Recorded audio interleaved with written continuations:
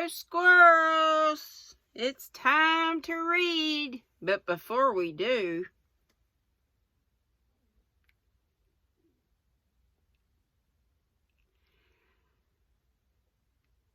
these kind of things just amaze me. I'm easily amused, but I just love to look at this. It's so cool for $5 at the Dollar Tree. Oh, the Dollar Tree plus aisle that some people hate and say, oh my gosh, the Dollar Tree is going to be like Family Dollar and Dollar General. Well, I like those stores too. It's just one aisle. You don't have to go if you don't want to. They just have cooler stuff for a little bit more money. And this is powered by USB, not by batteries. They had that Zen garden, and I did that little short video showing the stuff on the aisle. I had it in my cart. I was going to get it, but then I saw, well, I knew you had to have batteries for it. I run through so many batteries. Keeping that light going. And I have the battery charger that I got from Amazon last year. But I need new rechargeable batteries because I guess they just don't stay good forever because they won't hold a charge. Anyway, let's read, shall we? But I didn't mean to go alone. And Laurie walked fast through the room with an expression which it was well his grandfather did not see. I don't ask you to go alone. There's somebody ready and glad to go with you anywhere in the world. Who, sir? Stopping to listen. Myself. Laurie came back as quickly as he went and put out his hand, saying huskily, I'm a selfish brute, but you know, grandfather. Lord help me, yes, I do know, for I've been through it all before. Once in my own young days, and then with your father. Now, my dear boy, just sit quietly down and hear my plan. It's all settled, and can be carried out at once, said Mr. Lawrence, keeping hold of the young man as if fearful he would break away as his father had done before him. Well, sir, what is it? And Laurie sat down without a sign of interest in face or voice. There's business in London that needs looking after. I meant you should attend to it, but I can do it better myself. And things here will get on very well with Brooke to manage them. My partners do almost everything. I'm merely holding on until you take my place and can be off at any time. But you hate traveling, sir. I can't ask it of you at your age, began Laurie, who was grateful for the sacrifice, but much preferred to go alone if he went at all. The old gentleman knew that perfectly well and particularly desired to prevent it, for the mood in which he found his grandson assured him that it would not be wise to leave him to his own devices. So, stifling a natural regret at the thought of the home comforts he would leave behind him, he said stoutly, bless your soul, I'm not superannuated yet.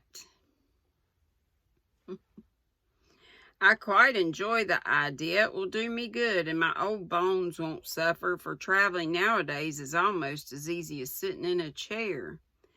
A restless movement from Laurie suggested that his chair was not easy, or that he did not like the plan, and made the old man add hastily, I don't mean to be a marplot or a burden. I go because I think you'd feel happier than if I was left behind. I don't intend to gad about with you, but leave you free to go where you like, while I amuse myself in my own way. I have friends in London and Paris and should like to visit them. Meantime, you can go to Italy, Germany, Switzerland, where you will, and enjoy pictures, music, scenery, and adventures to your heart's content. Wouldn't that be lovely? Now, Laurie felt just then that his heart was entirely broken and the world a howling wilderness. But at the sound of certain words which the old gentleman artfully introduced into his closing sentence, the broken heart gave an unexpected leap, and a green oasis or two suddenly appeared in the howling wilderness. He sighed and then said in a spiritless tone, "Just as you like, sir. It doesn't matter where I go or what I do. It does to me. Remember that, my lad. I give you entire liberty, but I trust you to make an honest use of it. Promise me that, Laurie." "Anything you like, sir." "Good," thought the old gentleman. "You don't care now, but there'll come a time when that promise will keep you out of mischief, or I'm much mistaken." Being an energetic individual, Mr. Lawrence struck while the iron was hot, and before the blighted being recovered spirit enough to rebel, they were off. During the time necessary for preparation, Laurie bore himself as young gentlemen usually do in such cases. He was moody, irritable, and pensive by turns, lost his appetite, neglected his dress, and devoted much time to playing tempestuously on his piano, avoided Jo, but consoled himself by staring at her from his window, with a tragic face that haunted her dreams by night and oppressed her with a heavy sense of guilt by day. Unlike some sufferers, he never spoke of his unrequited passion, and would allow no one, not even Mrs. March, to attempt consolation or offer sympathy. On some accounts, this was a relief to his friends, but the weeks before his departure were very uncomfortable, and everyone rejoiced that the poor dear fellow was going away to forget his trouble and come home happy. Of course, he smiled darkly at their delusion, but passed it by with the sad superiority of one who knew that his fidelity, like his love, was unalterable. When the parting came, he affected high spirits to conceal certain inconvenient emotions which seemed inclined to assert themselves. This gaiety did not impose upon anybody, but they tried to look as if it did for his sake, and he got on very well till Mrs. March kissed him with a whisper full of motherly solicitude. Then, feeling that he was going very fast, he hastily embraced them all round, not forgetting the afflicted Hannah, and ran downstairs as if for his life. Jo followed a minute after to wave her hand to him if he looked round. He did look round, came back, put his arms around her as she stood on the step above him, and looked up at her with a face that made his short appeal eloquent and pathetic. "Oh, Jo, can't you, Teddy dear? I wish I could." That was all, except a little pause. Then Laurie straightened himself up and said, "It's all right, never mind," and went away without another word. But it wasn't all right, and Jo did mind, for while the curly head lay on her arm a minute after her hard answer, she felt as if she had stabbed her dearest friend, and when he left her without a look behind him, she knew that the boy Laurie never would come again.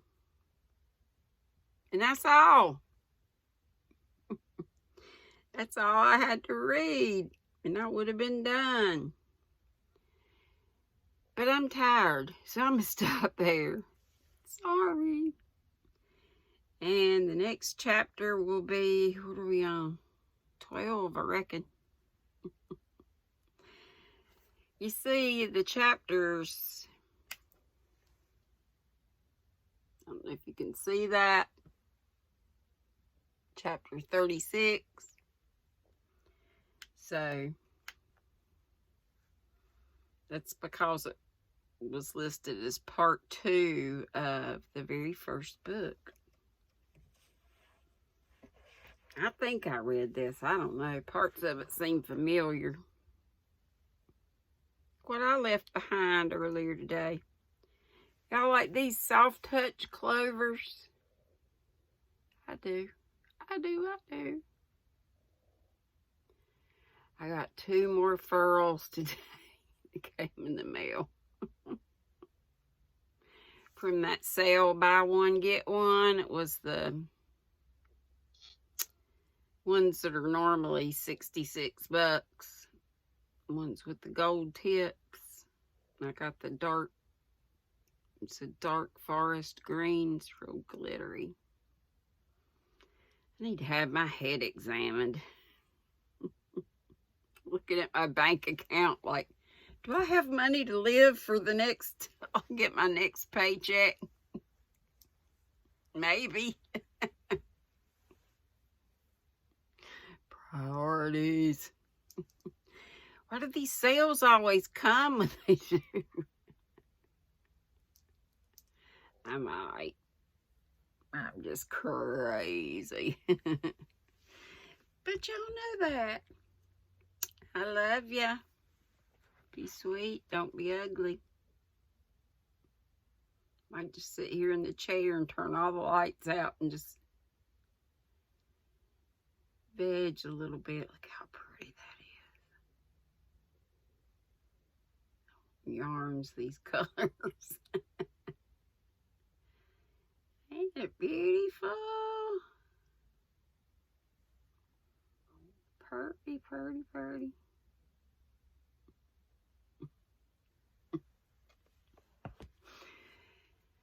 See you later, Gators.